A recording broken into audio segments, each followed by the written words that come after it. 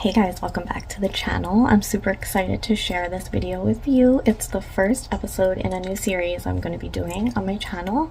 It is called Nails and Gore, and we're going to explore all types of different subjects, aliens, conspiracy theories, and obviously true crime, and that's where we're going to start today. So I chose the Long Island serial killer for my first episode because it's current, it's super interesting, and I'm from Long Island, so it hits close to home. And we're gonna make a nail set, and while you watch me make them, I'm going to tell you the whole case from start to where we are right now. So let's get right into it, guys. Starting in May 2010, what everyone thought was one missing woman turned into a whirlwind of multiple bodies found dumped on Long Island, and a mystery that lasted over a decade, leading to a shocking capture of an unsuspecting, gruesome serial killer that was on the loose for years and years, and he was lurking behind the facade of a professional businessman the whole time, right under everyone's noses. So let's get right into it, guys. I'm super excited. So we're going to start from the beginning, and it was May 1st, 2010. Shannon Gilbert, she was 23 years old, and she was an escort. It was the early morning, and a call to 911 was received by a startled and frantic Shannon. So the call was overall confusing to operators responding. She stated she was at a client's home and thought someone was after her. She was panicked, took off frantically, and said someone was trying to kill her. And this was the start of a mystery for police on Long Island, as after this call, Shannon did indeed go missing. Months and months went by. The trail was cold, and investigators could find no sign of Shannon and had no clue of what had happened to her. Did she drown? Did she die? Did someone kill her? There was no clues at this point. So December of 2010 rolls around, which is about 8 months later from when she first went missing, and very near to Gilgo Beach, police found human remains, but to their surprise, it wasn't even Shannon. It was not the remains they were expecting, and this is when things got even stranger. 4 more bodies were found dumped near Gilgo Beach, becoming known as the Gilgo 4, and they were identified as Maureen Brainerd Barnes, Amber Costello, Megan Waterman, and Melissa Bartholomew, but still there was no sign of Shannon Gilbert. This mystery would have police on a hunt for a serial killer on the loose in a high-end area of Long Island. And this sick person, whoever it was, had a type. All of the women found this far were petite, and 3 had been found wrapped in burlap. Multiple similarities were noted among the Gilgo 4. Like I said, all very petite, 5 feet and under, about 100 pounds, and all were in their 20s. And most important of all, they were all online escorts at the time of their disappearances. So, Maureen Brainerd Barnes is unfortunately thought to be the first victim of the Long Island serial killer. Maureen was 25 at the time of her disappearance, and she was a single mom who was originally from Connecticut, working as an escort in New York City. Her ads for service were posted on Craigslist and a bunch of other places. July 6th was when she was contacted by a burner cell phone, which is very important. And they interacted 16 times. July 8th, 2007 was the last time Maureen's sister would hear from her in a late-night phone call between the two, claiming that Maureen was about to take the train home at midnight. And after this conversation, Maureen was never heard from or seen again. And as if this wasn't enough, in July of 2009, a young 24-year-old Melissa Bartholomew, who was originally from Buffalo, New York. She was a hairdresser as well as an escort. She went missing almost 2 years exactly to the day of Maureen's disappearance, which is really, really weird. Melissa was next to completely vanish from existence, and only more and more odd things were to come in this sickening story that is just keeps unfolding and unfolding. And a few weeks after Melissa's disappearance, very, very strange, very weird, her little sisters started getting eerie phone calls from Melissa's personal cell phone at 12:40 p.m. on July 17th. That was the first of these unsettling calls to the young sister. The mystery caller did admit to killing Melissa in the phone call. Can you imagine that? Can you imagine being just a little girl and you have your missing sister's cell phone and you start getting phone calls from some creep who says that they killed her? Like, what the actual fuck is going on? I just can't get over this aspect at all. It's absolutely crazy. I don't know how this went unsolved for so long, honestly. It's really, really ridiculous. But let's keep going. June 5th, 2010, we have another woman disappeared. Her name was Megan Waterman, 22-year-old, originally from Maine, the youngest of the Gilgo Four, discovered yet again near Gilgo Beach, Long Island. She was a young mom and an escort, contacted by a burner phone just activated on the day that she disappears. I'm sorry, activated the day before. On July 6th, her phone was contacted again by the same phone, and she was last seen in a security video that you can actually see if you look it up. I didn't watch it because, I don't know, I just felt weird about it. But I saw a picture, and she's wearing a yellow tank top. She's leaving a Holiday Inn Express in Hauppauge, Long Island, never to be seen again, leaving everything, including her child, to wonder what happened. And you know, if you're a mom, you totally just don't disappear on your kids like that. So yeah, very eerie yet again. So now we are in September of 2010, September 2nd to be exact, and another woman disappears. Amber Costello, 27 years old at the time, another escort. She was contacted by another burner phone. She left her house to meet up with a client and disappeared. Amber did have a roommate who ends up being very important in this story. For the clues he gives, which become very important. Her disappearing is just very strange. The guy was not giving up, apparently, calling her a few times, keeping her on the phone for a while. He actually offered her 6 times her hourly rate as an escort to get her to go with him. This was stated by her roommate. And her roommate also said that he got Amber to leave the house with no cell phone or her purse, which she knew she shouldn't do, and she never did until now. And obviously she paid the ultimate price because she went missing. And he also gave a super important clue, the roommate that is, that the man looked like an ogre and drove a Chevy Avalanche. But no one thought anything of this at the time. For some reason, whatever that reason is, I do not know. I don't know if the police didn't look into these so much as they possibly could because the women were escorts. Maybe they were deemed as less important. I don't know. That is just a thought that popped into my head right now. So, all the while, Shannon Gilbert, who we talked about first, still missing. 6 more bodies were found in the same area of Gilgo Beach, bringing the body count right now up to 10. At this point, investigators weren't entirely sure if this was the responsibility of one person, but yeah.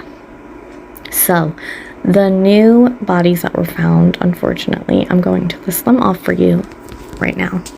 So first, there was a Miss Jessica Taylor, missing in 2003.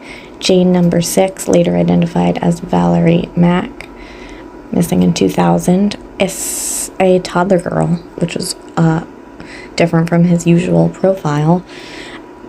An Asian man in woman's clothes.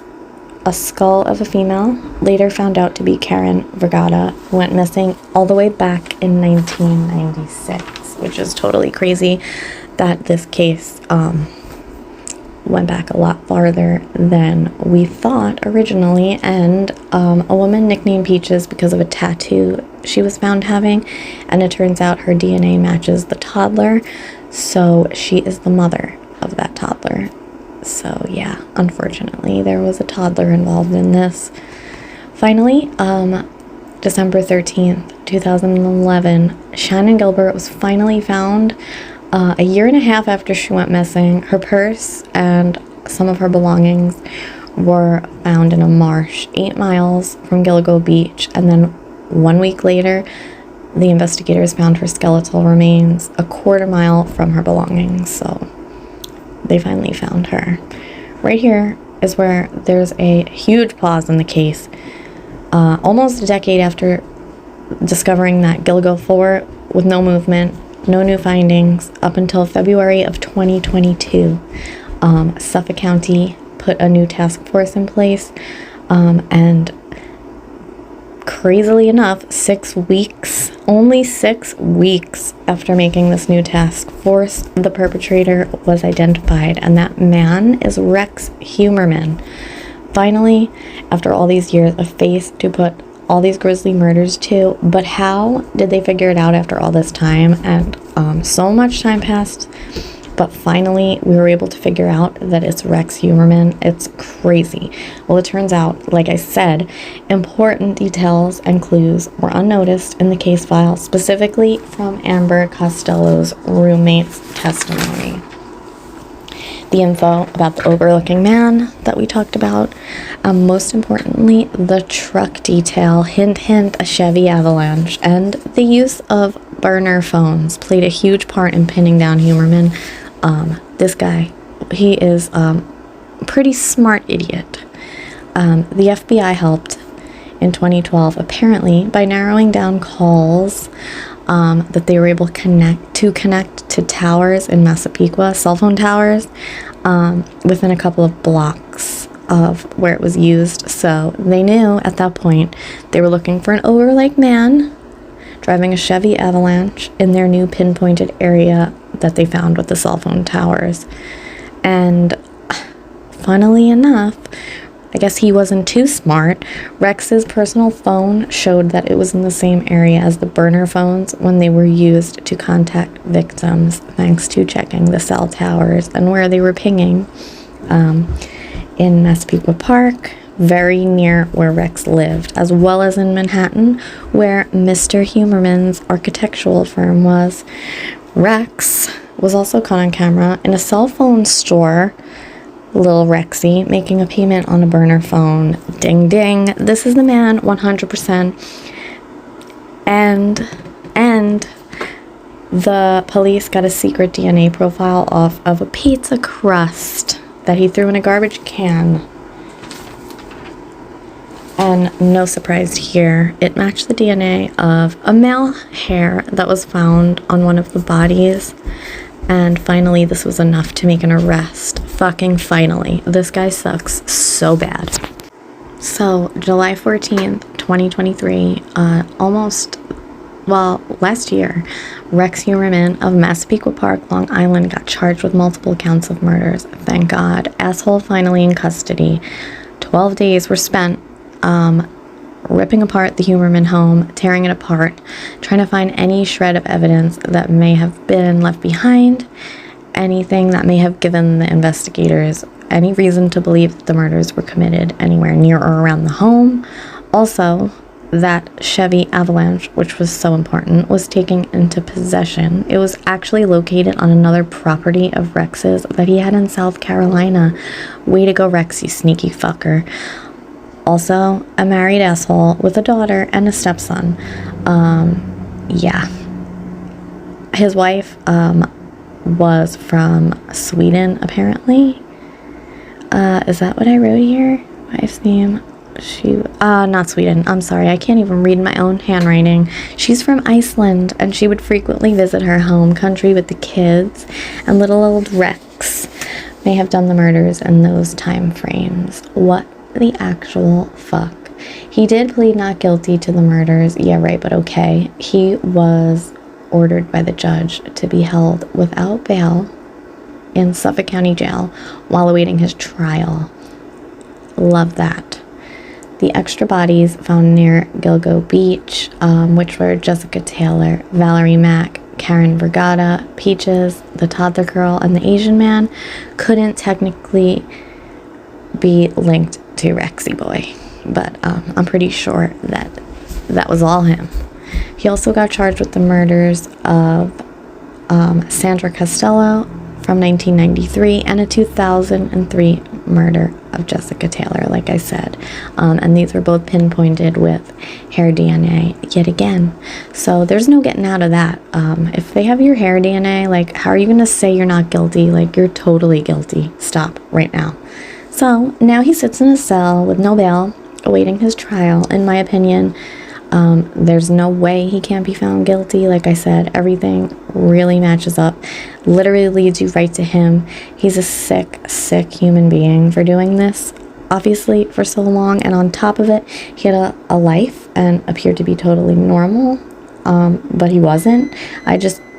That's my oven. I just don't get how his wife knew nothing. You suspected literally nothing. You thought your husband was normal. I don't believe that for 1 second. You're supposed to know this man, like you lived with him every day for years and years. I don't know. I just don't fully trust that aspect. Personally, I think she had to know something.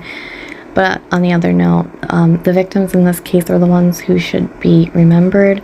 Thoughts and prayers to their family. Obviously, this should not have happened. It's unfathomable, really. So, if you got this far, I know I talk fast, guys. I'm gonna have to, like, figure this out. There's some give or take learning curve, I mean. I've never done this type of video before. Yeah, like, this is a long video, but I am almost done with the story. I'll figure it out if it is something that you guys are into. I definitely really enjoyed making this. It was really fun to research and write a script and stuff, but what do you guys think? This was really interesting. It added more depth, I feel, than just talking about nails constantly. Let me know. But, how do you feel about this case? Have you heard about it before? You probably did. Do you think he did it? Do you think his wife knew something? Do you think he should rot in jail for the rest of his life? Like, he's definitely going to. Like, this isn't over. We're still awaiting trial. I'm honestly not sure. I don't think they found anything at his house, or they haven't released it, at least. I just don't believe that at all. I really don't. But if you enjoyed this as well, make sure you give this video a like for me so I know that you want more like this. What case or topic should I do next? Should I do another true crime? I've also been really into the Montauk Project, if you've heard of that. It's like a really big conspiracy theory about stuff going on underground on Montauk, Long Island. But I don't necessarily have to do that one next. I'm open to any input that you guys may have. Yeah, stay spooky. I love you all. I'll see you in the next one.